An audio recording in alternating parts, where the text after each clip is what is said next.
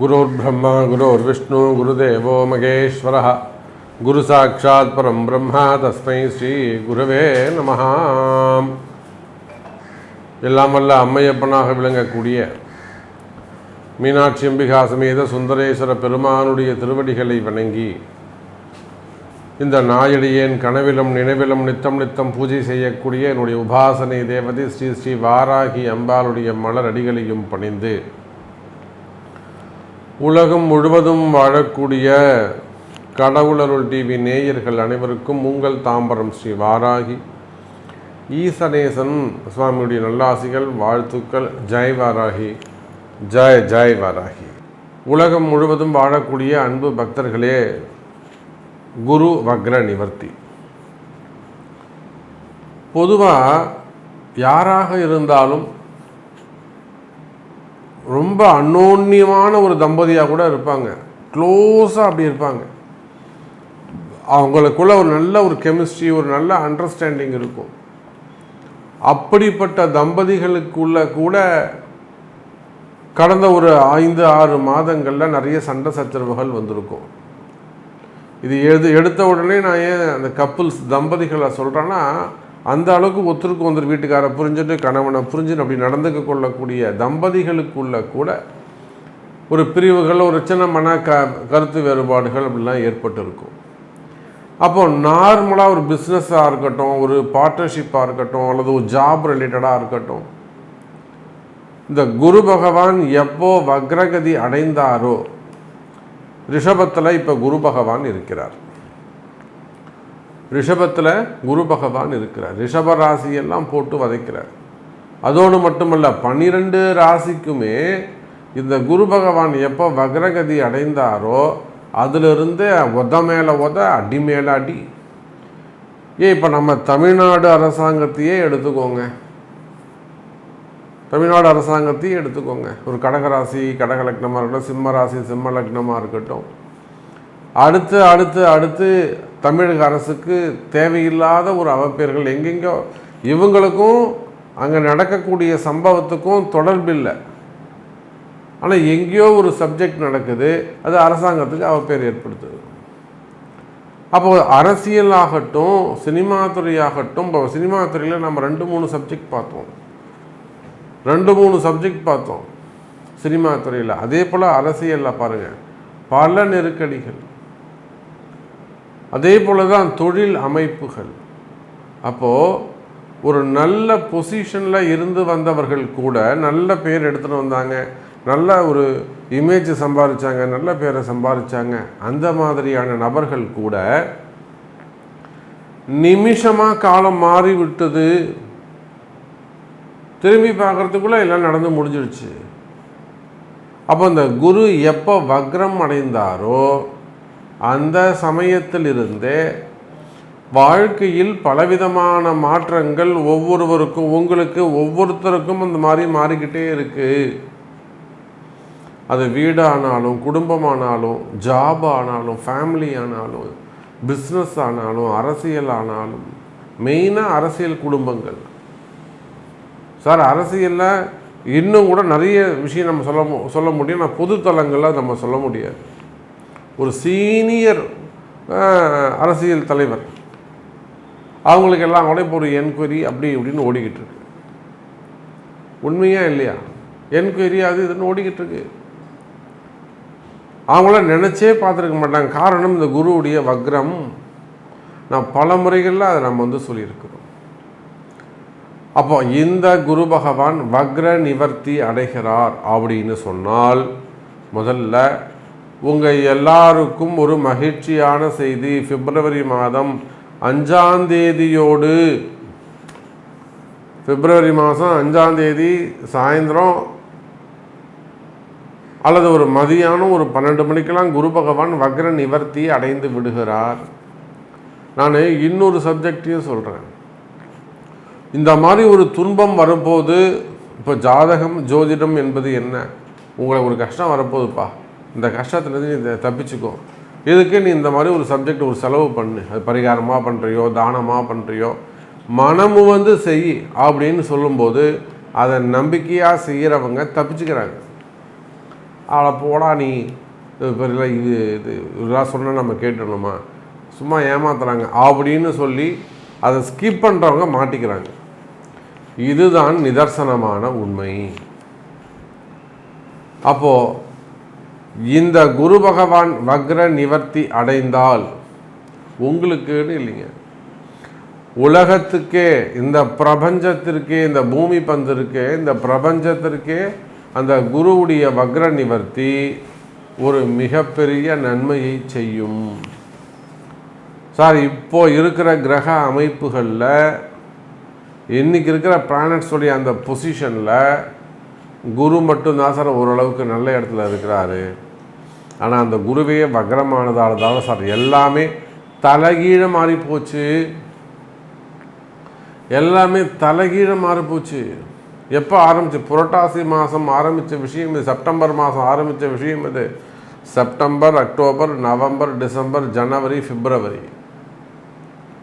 பிப்ரவரி 5ஆம் தேதியோடு இது முடியுது.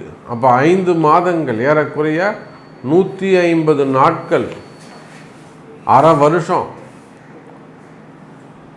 இந்த பிரபஞ்சத்திற்கே எல்லாமே மாறுபட்ட விஷயங்களாக நடந்து விட்டது. ஸோ கவலை வேண்டாம். உலகம் முழுவதும் வாழக்கூடிய என் அன்பு பக்தர்களே, இந்த குரு வக்ர நிவர்த்தி அடைகிறாரு. இதனால் உங்களுக்கு ஏற்பட்ட கஷ்டங்கள், பலதரப்பட்ட மாறுதலான விஷயங்கள் எல்லாம் மறைஞ்சு ஒரு நார்மல் பொசிஷனுக்கு, அல்லது எதெல்லாம் உங்களுக்கு தவறாக நடந்ததோ அதெல்லாம் மாற்றி அமைச்சக்கூடிய, திரும்பவும் பழைய சூழ்நிலை, திரும்பவும் பழைய வாழ்க்கை, திரும்பவும் மீண்டு எழுந்து நிமிர்ந்து வரக்கூடிய ஒரு நல்ல நேரம்.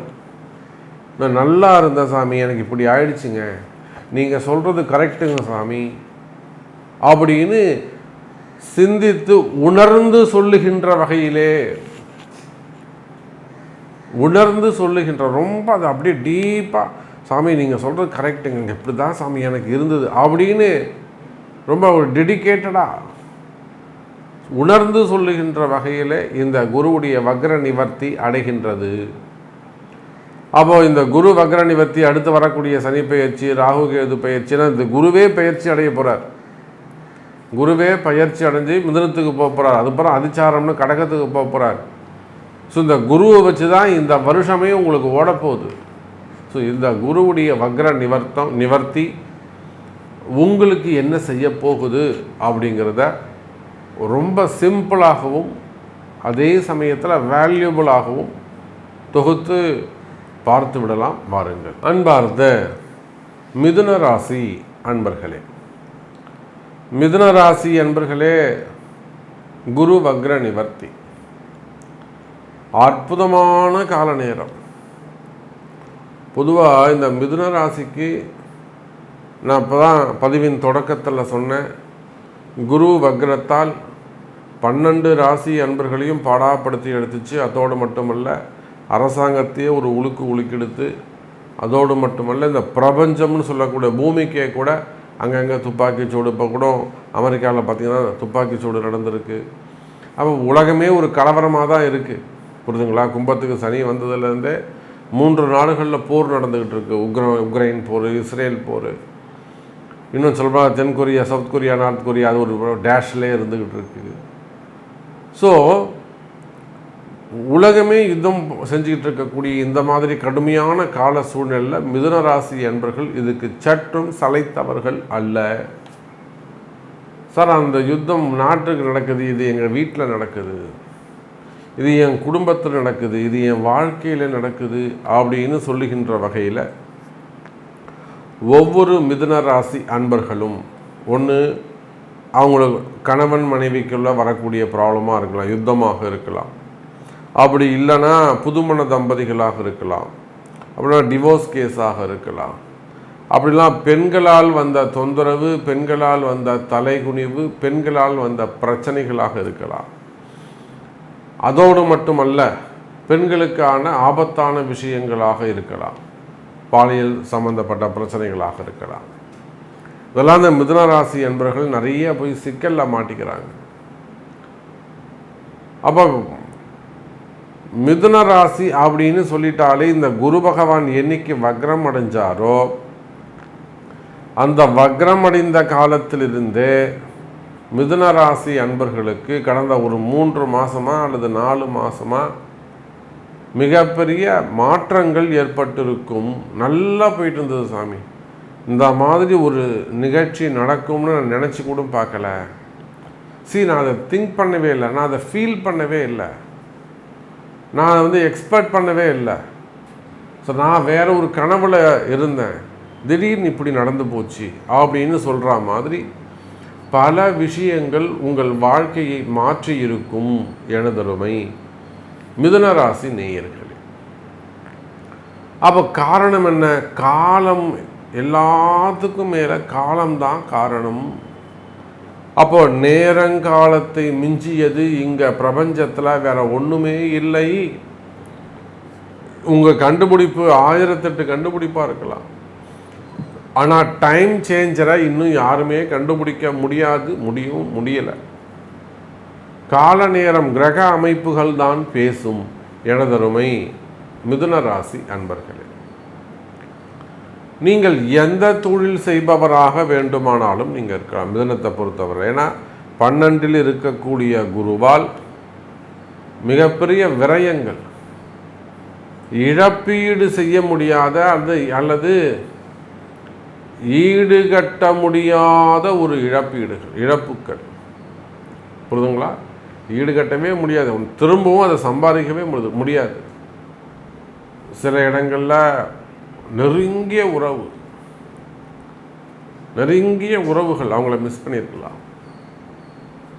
அல்லது காதலர்களாக இருக்கலாம், கணவன் மனைவிகளாக இருக்கலாம், பிள்ளைகளாக இருக்கலாம். இது எப்படி சாமி நடந்தது?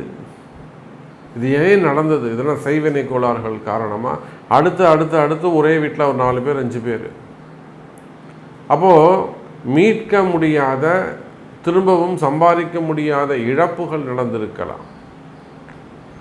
அல்லது உங்கள் வாழ்க்கை பொருளாதாரம் நாங்கள் ஓஹோடு இருந்த சாமி. நிறைய மிதுன ராசி அன்பர்கள் இதை சொல்வது உண்டு.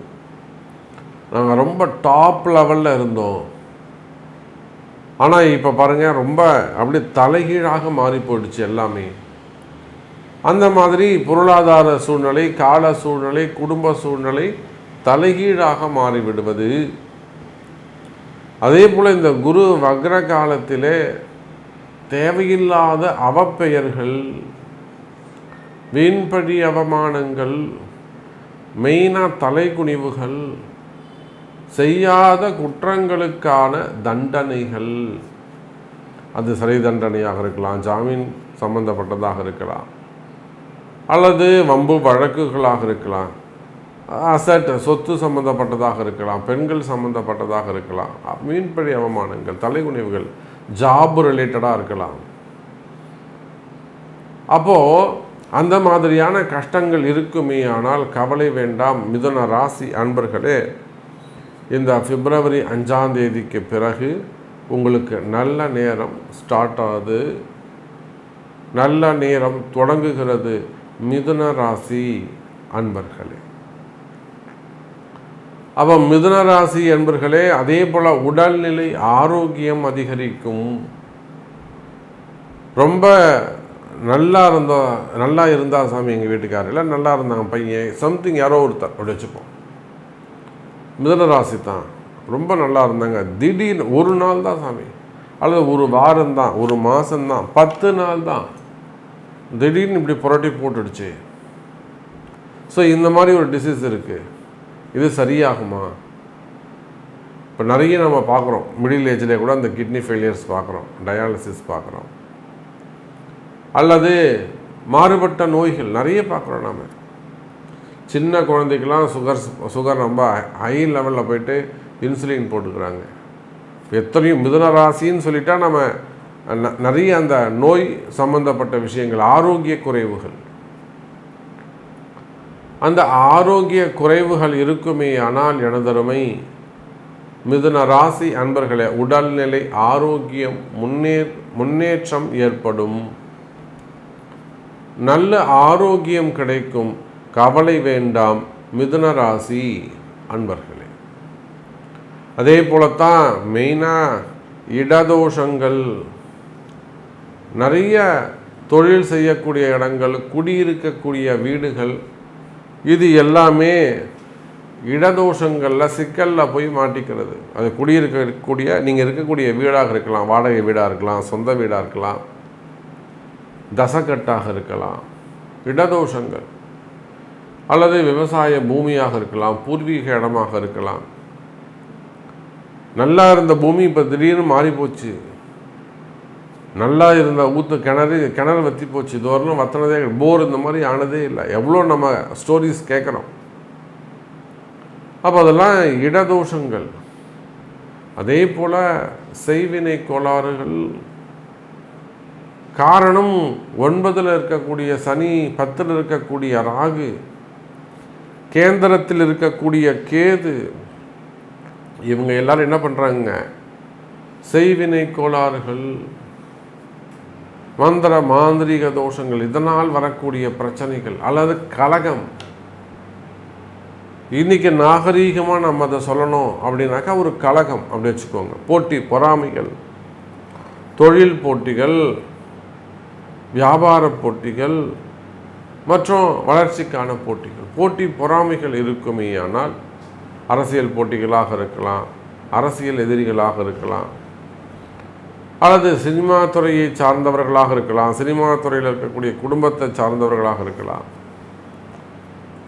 அப்போ உங்களுக்கு இருக்கக்கூடிய போட்டி பொறாமைகள், செய்வினை கோளாறுகள், தடைகள் இவையெல்லாம் இருக்குமே. ஆனால் அவையும் விலகுவதற்கு வாய்ப்புகள் உண்டு எனதருமை மிதுன ராசி அன்பர்களே. அதே போல தான் இந்த சினிமா துறையை பொறுத்தவரையிலும் குடும்ப கஷ்டங்கள், குடும்பத்தில் இருக்கக்கூடிய கவலைகள், மெயினாக பிள்ளைகளை பற்றிய கவலைகள் அல்லது எதிர்காலம் பற்றிய பயம், மெயினாக மிதுன ராசிக்கு மனசில் இருக்கக்கூடிய பயம். அப்போ அந்த மாதிரியான பயங்கள் இருக்குமே. ஆனால் அவையெல்லாம் கூட விலகுவதற்கு, நல்ல முன்னேற்றம் வருவதற்கு வாய்ப்புகள் உண்டு எனதருமை மிதுன ராசி அன்பர்களே. ஸோ நிறைய விஷயங்கள் நம்ம பேசிக்கிட்டே போகலாம். மிதுன ராசி அன்பர்களே, ஒரு முடிவே இருக்காது.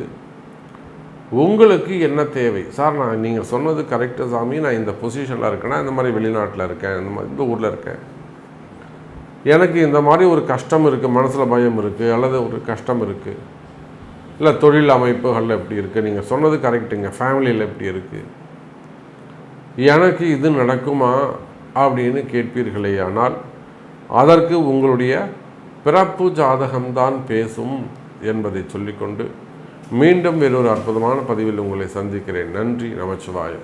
ஜெய் வராகி, ஜெய் ஜெய் வராகி. கடவுள் அருள் டிவியை பார்த்தமைக்கு நன்றிகள். மேலும் இது போன்ற தகவல்களை தெரிந்து கொள்ள கடவுள் அருள் டிவியை சப்ஸ்கிரைப் செய்யுங்கள். மறக்காமல் பெல் ஐக்கானை கிளிக் செய்யுங்கள்.